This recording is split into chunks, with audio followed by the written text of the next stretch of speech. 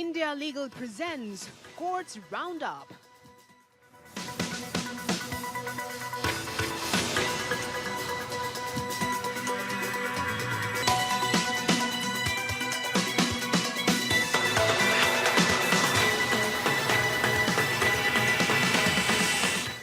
Doctor ortho Ayurvedic oil and capsule, अब दर्द भी घुटने टेकेगा। लंबित फैसलों पर सुप्रीम कोर्ट के दिए दिशा निर्देश। हाईकोर्ट को निर्णयों की घोषणा के बाद के लिए 3 महीने की समय सीमा हो। लंबित निर्णयों की जानकारी हाईकोर्ट की वेबसाइट पर सार्वजनिक की जानी चाहिए। सुप्रीम कोर्ट ने कहा, गोद लेने वाली माताओं को मातृत्व अवकाश मिलना चाहिए। गोद लिए गए बच्चे की जरूरतें जैविक बच्चे जैसी होती हैं। वहीं सुप्रीम कोर्ट ने केंद्र से पितृत्व अवकाश के लिए कानून बनाने का आग्रह किया।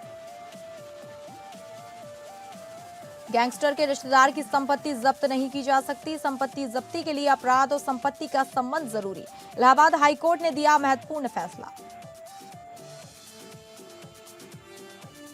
नोएडा भूमि घोटाले में अन्य आरोपियों पर मामला फिर से हुआ शुरू। सुप्रीम कोर्ट ने हाईकोर्ट के आदेश को स्पष्ट किया। कहा, हाईकोर्ट का आदेश केवल एक आरोपी पर लागू नहीं होता है। ट्रायल कोर्ट का आदेश रद्द।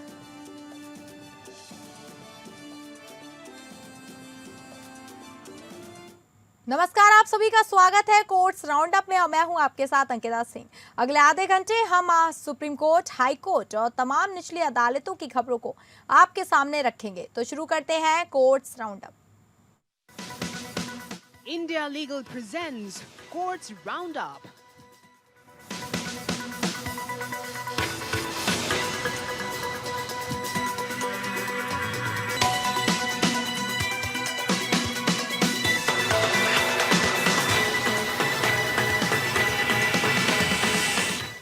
सुप्रीम कोर्ट ने हाई कोर्टों को निर्देश देने के लिए गाइडलाइंस जारी करने का फैसला किया है ताकि निर्णयों की घोषणा में देरी ना हो। चीफ जस्टिस सूर्यकांत और जस्टिस जयमाल्या बागची की बेंच ने अमिकस क्यूरी फौजिया शकील के सुझावों पर विचार किया और हाईकोर्टों से जवाब मांगा। एमिकस ने सुझाव दिया कि निर्णयों की घोषणा के लिए अधिकतम 3 महीने का समय होना चाहिए और हाईकोर्ट की वेबसाइट पर लंबित निर्णयों की जानकारी सार्वजनिक की जानी चाहिए। शकील ने कहा, जिस मामले में निर्णय आरक्षित है उसमें हाईकोर्ट को 3 महीने के भीतर निर्णय देना चाहिए। बेंच ने कहा कि हाईकोर्ट के जजों को अपने काम को व्यवस्थित करना चाहिए और निर्णयों की घोषणा में देरी नहीं करनी चाहिए। चीफ जस्टिस ने कहा, हम किसी को टारगेट नहीं कर रहे हैं, लेकिन हमें व्यवस्था को मजबूत करना है। एमिकस के सुझावों में शामिल है, जिसमें पहला है, हाईकोर्ट को निर्णयों की घोषणा के लिए 3 महीने का समय देना चाहिए। दूसरा है, हाईकोर्ट की वेबसाइट पर लंबित निर्णयों की जानकारी सार्वजनिक की जानी चाहिए। तीसरा है, हाईकोर्ट को व्यक्तिगत स्वतंत्रता से जुड़े मामलों में अधिक त्वरित कार्यवाही करनी चाहिए। चौथा है, निर्णयों की घोषणा के बाद कारणों को 5 दिन के भीतर अपलोड करना चाहिए।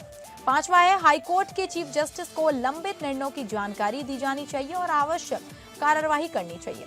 इस मामले की शुरुआत झारखंड हाईकोर्ट के निर्णयों में देरी के खिलाफ एक याचिका में हुई थी। सुप्रीम कोर्ट ने पहले भी हाईकोर्टों के निर्णयों की घोषणा में देरी न करने के निर्देश दिए थे। सुप्रीम कोर्ट के निर्देशों का उद्देश्य हाईकोर्टों में निर्णयों की घोषणा में देरी को कम करना और न्याय व्यवस्था को मजबूत करना है।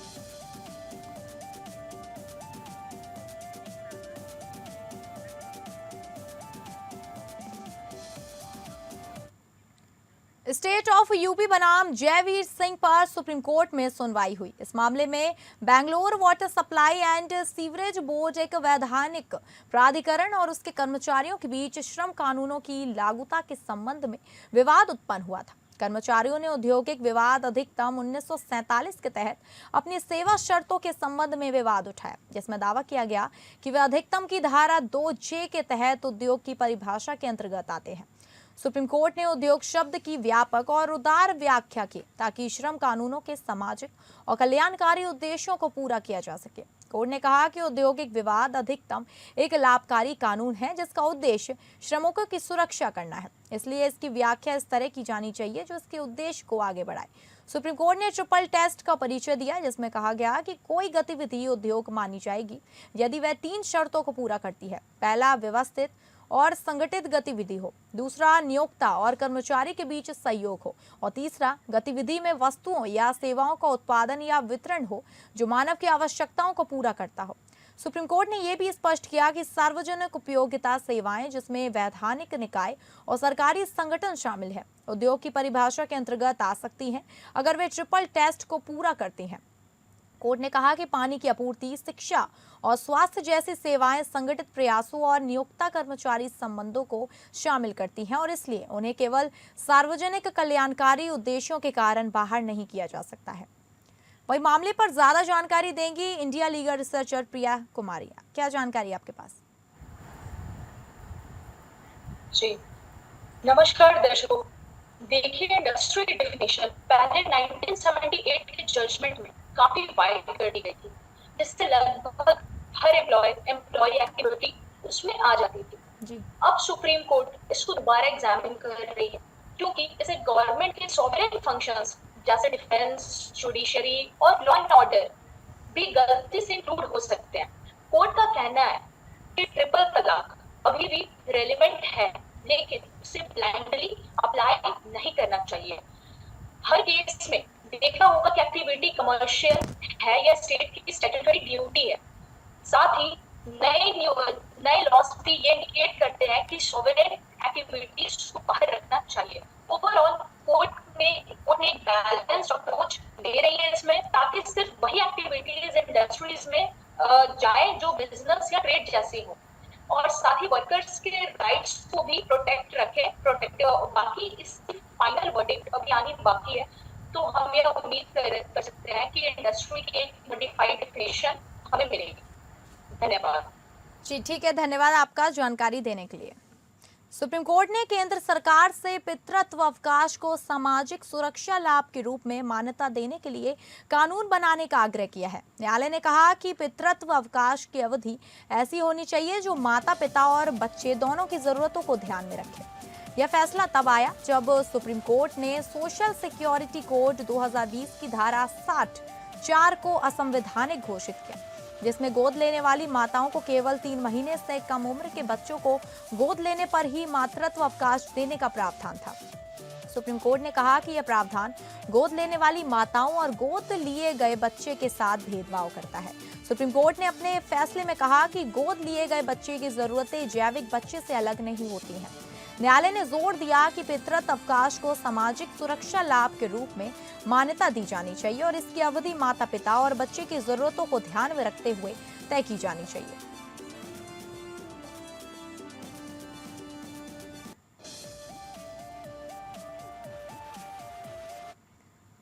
सुप्रीम कोर्ट ने सोशल सिक्योरिटी कोड 2020 की धारा 60(4) को असंवैधानिक घोषित कर दिया है, जिसमें गोद लेने वाली माताओं को केवल 3 महीने से कम उम्र के बच्चे को गोद लेने पर ही मातृत्व अवकाश देने का प्रावधान था। न्यायालय ने कहा कि यह प्रावधान गोद लेने वाली माताओं और गोद लिए गए बच्चों के साथ भेदभाव करता है। एक बेंच ने न्यायाधीश JV पारदीवाला और R महादेवन ने कहा कि गोद लेने वाली माताओं को मातृत्व अवकाश देने से इंकार करना अनुच्छेद 14 के तहत समानता के अधिकार का उल्लंघन है। न्यायालय ने कहा कि गोद लिए गए बच्चे की जरूरतें जैविक बच्चे से अलग नहीं होती। सुप्रीम कोर्ट ने कहा कि गोद लेने का मतलब सिर्फ बच्चे को घर लाना नहीं, बल्कि उसे एक परिवार का हिस्सा बनाना है। न्यायालय ने कहा कि गोद लेने वाली माताओं को भी जैविक माताओं की तरह ही मातृत्व अवकाश मिलना चाहिए। इस मामले में हंस दानंदिनी नंदूरी ने याचिका दायर का मातृत्व लाभ अधिनियम 1961 की धारा 5(4) को चुनौती दी थी, जिसमें गोद लेने वाली माताओं को केवल 3 महीने से कम उम्र के बच्चों को गोद लेने पर ही मातृत्व अवकाश देने का प्रावधान था। सुप्रीम कोर्ट ने कहा कि यह प्रावधान असंवैधानिक है और इसे रद्द किया जाता है। सुप्रीम कोर्ट ने केंद्र सरकार से पितृत्व अवकाश को सामाजिक सुरक्षा लाभ के रूप में मान्यता देने के लिए कानून बनाने का आग्रह भी किया है। न्यायालय ने कहा कि पितृत्व अवकाश माता पिता और बच्चे दोनों की जरूरतों को ध्यान में रखते हुए तय किया जाना चाहिए।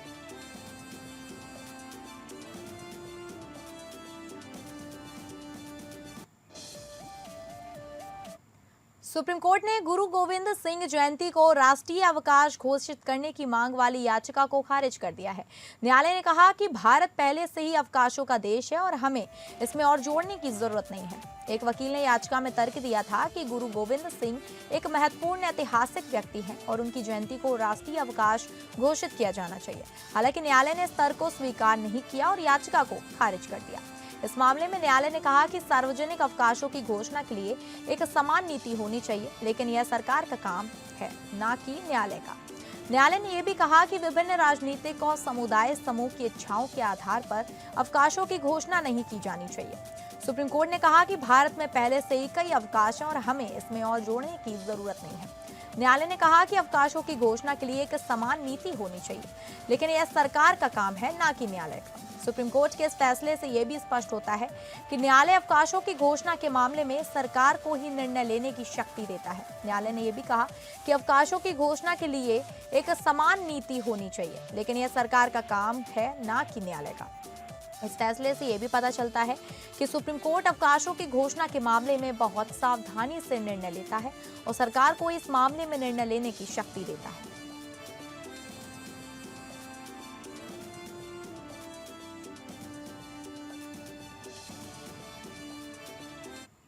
सबरीमाला सोने की चोरी मामले में केरल हाईकोर्ट ने तंत्री कंद्रारू राजीवारू की जमानत रद्द करने की मांग वाली याचिका पर सुनवाई करते हुए ट्रायल कोर्ट की टिप्पणियों पर रोक लगा दी है। एसआईटी ने तंत्री को दी गई जमानत को चुनौती देते हुए हाईकोर्ट में अपील दायर की है, जिसमें कहा गया है कि ट्रायल कोर्ट ने जांच एजेंसी के खिलाफ अनावश्यक और अनुचित टिप्पणियां की हैं। सबरीमला मंदिर से सोना गायब होने के मामले में तंत्री राजीवारू को मुख्य आरोपी माना जा रहा है। आरोप है कि उन्होंने अनिकृष्णन पोत्ती के साथ मिलकर सोने की गड़बड़ी में महत्वपूर्ण भूमिका निभाई थी। एसआईटी ने अपनी याचिका में कहा कि ट्रायल कोर्ट ने जांच में महत्वपूर्ण साक्ष्यों की अनदेखी की है और जमानत देते समय मामले का समय से पहले मूल्यांकन किया गया है। हाईकोर्ट ने एसआईटी की याचिका पर तंत्री राजीवारू को नोटिस जारी किया है और ट्रायल कोर्ट की टिप्पणियों पर रोक लगा दी है और इस मामले में आगे की सुनवाई होगी।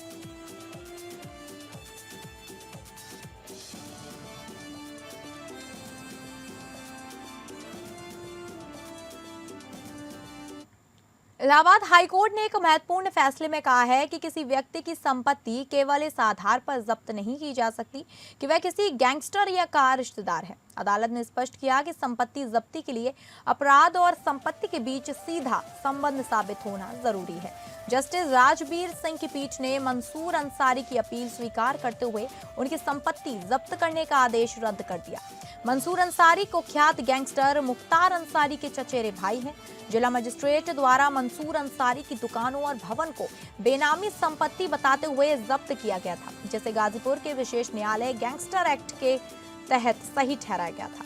हाईकोर्ट ने कहा कि उत्तर प्रदेश गैंगस्टर एंड असामाजिक क्रियाकलाप अधिनियम 1986 के तहत संपत्ति जब्त करने की शक्ति असीमित नहीं है। इसके लिए यह साबित करना आवश्यक है कि संबंधित व्यक्ति ने गैंग के सदस्य या संचालक के रूप में किसी अपराध से अर्जित धन से संपत्ति बनाई।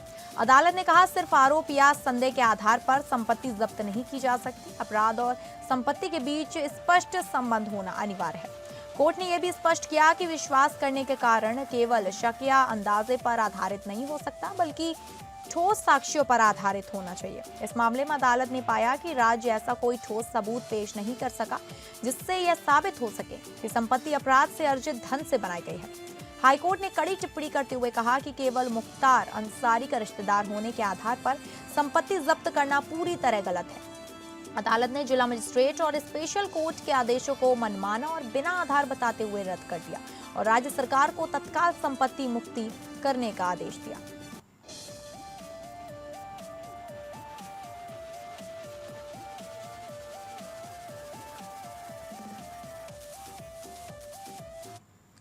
सुप्रीम कोर्ट ने नोएडा भूमि घोटाले में इलाहाबाद हाईकोर्ट के आदेश को स्पष्ट करते हुए कहा कि हाईकोर्ट का आदेश केवल उस आरोपी पर लागू होता है जिसने याचिका दायर की थी, न कि अन्य आरोपियों पर।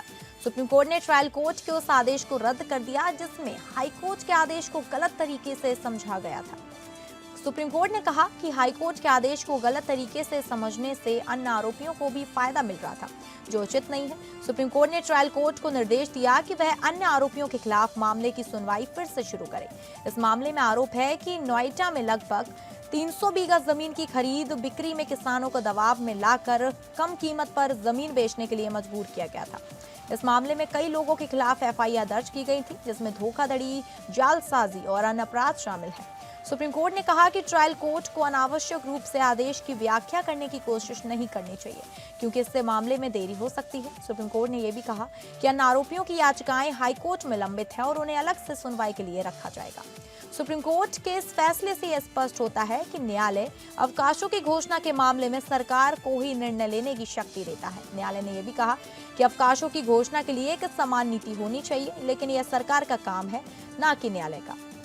मामले में सुप्रीम कोर्ट के फैसले से यह भी पता चलता है कि न्यायालय अवकाशों की घोषणा के मामले में बहुत सावधानी से निर्णय लेता है और सरकार को ही इस मामले में निर्णय लेने की शक्ति देता है। सुप्रीम कोर्ट के इस फैसले का मतलब है कि नोएडा भूमि घोटाले में अन्य आरोपियों के खिलाफ मामले की सुनवाई फिर से शुरू होगी। सुप्रीम कोर्ट ने यह भी कहा कि ट्रायल कोर्ट को अनावश्यक रूप से आदेश की व्याख्या करने की कोशिश नहीं करनी चाहिए, क्योंकि इससे मामले में देरी हो सकती है। सुप्रीम कोर्ट ने यह भी कहा कि अन्य आरोपियों की याचिकाएं हाई कोर्ट में लंबित हैं और उन्हें अलग से सुनवाई के लिए रखा जाएगा। इस मामले में सुप्रीम कोर्ट के फैसले से स्पष्ट होता है कि न्यायालय अवकाशों की घोषणा के मामले में सरकार को ही निर्णय लेने की शक्ति देता है। न्यायालय ने यह भी कहा कि अवकाशों की घोषणाओं के लिए एक समान नीति होनी चाहिए, लेकिन यह सरकार का काम है, न कि न्यायालय का।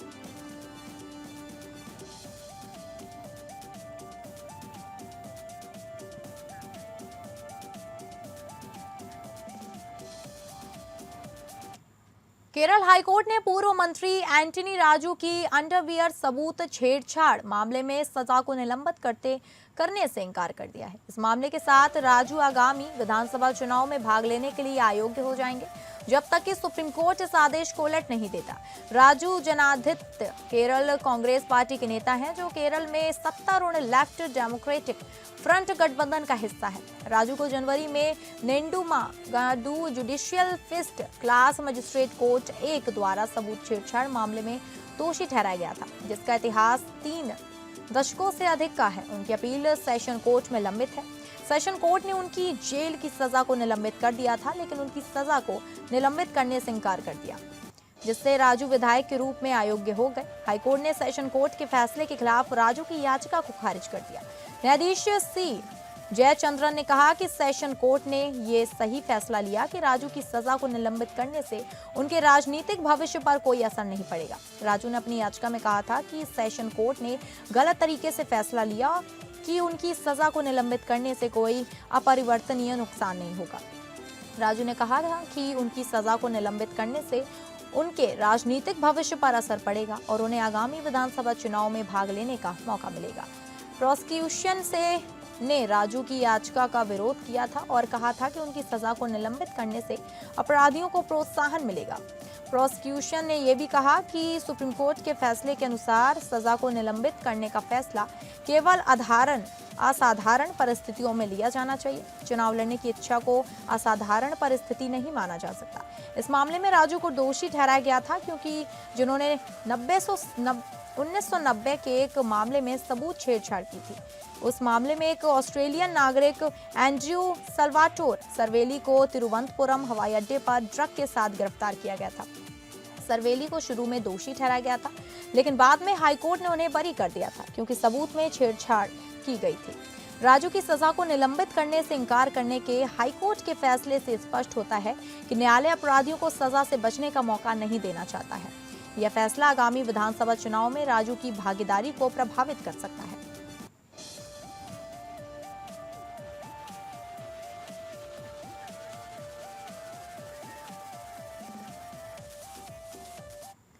आइए अब इंडिया लीगल वेब रिपोर्टर से समझे कि समन और सबपोइना में क्या फर्क होता है।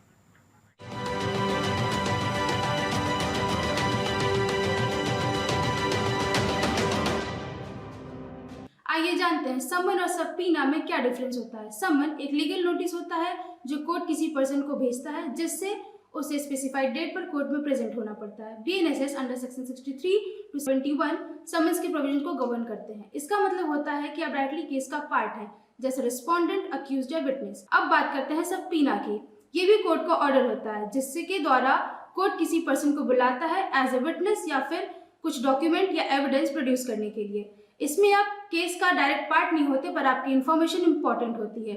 अगर आप समन या सबपीना को इग्नोर करते हैं या इसके साथ कंप्लाई नहीं करते हैं तो बीएनएस अंडर सेक्शन 206 to 211 के अंतर्गत जेल और फाइन का प्रावधान है। सिविल केस में समन इग्नोर करने से डैमेजेस पे करने पड़ सकते हैं, लेकिन क्रिमिनल केसेस में इग्नोर किया तो मैटर सीरियस हो सकता है और वारंट इशू हो सकता है under section 90 of BNSS. Alavi Haji versus Pelapati Mohammed 2007 के केस में सुप्रीम कोर्ट ने ऑब्जर्व किया कि कोई भी पर्सन सिर्फ समन या नोटिस इग्नोर करके अपनी लीगल रिस्पॉन्सिबिलिटी से बच नहीं सकता है। अगर समन प्रॉपर्ली भेजा गया है तो वो सर्व्ड माना जाएगा, चाहे आप उसे रिसीव करें या जानबूझकर अवॉइड करें। Do follow us for more legal updates.